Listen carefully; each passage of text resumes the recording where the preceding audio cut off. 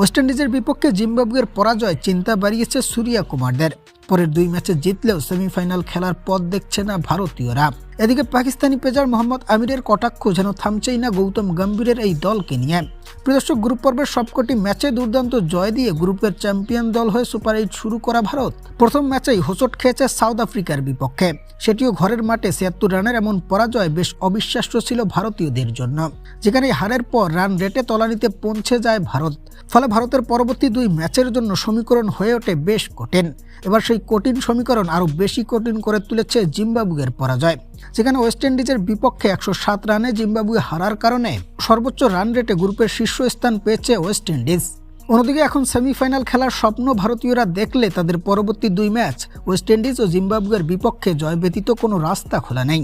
আর এই 2 ম্যাচে জিতে গেলেও সরাসরি সেমিফাইনালে পৌঁছে যেতে পারছে না ভারতীয়রা। এক্ষেত্রে তাদের তাকিয়ে থাকতে হবে রান রেট কিংবা সাউথ আফ্রিকার পরের যে কোনো এক ম্যাচে পরাজয়ের দিকে, যেটি বর্তমানে বেশ অসম্ভব কিছুই হয়ে দাঁড়িয়েছে এখন। তাই দিন শেষে পাকিস্তানি পেসার মোহাম্মদ আমিরের বলা কথাই এখন যেন সত্যি হওয়ার পথ ধরেছে, যেখানে সুপার 8 শুরু হওয়ার অনেক আগেই তিনি ভারতকে বাদ দিয়ে সেই গ্রুপ থেকে বেছে নিয়েছিলেন ওয়েস্ট ইন্ডিজ ও সাউথ আফ্রিকাকে। দর্শক, আপনার মতো এই গ্রুপ থেকে কোন 2 দল যেতে পারে সেমিফাইনালে জানিয়ে দিবেন কমেন্ট সেকশনে।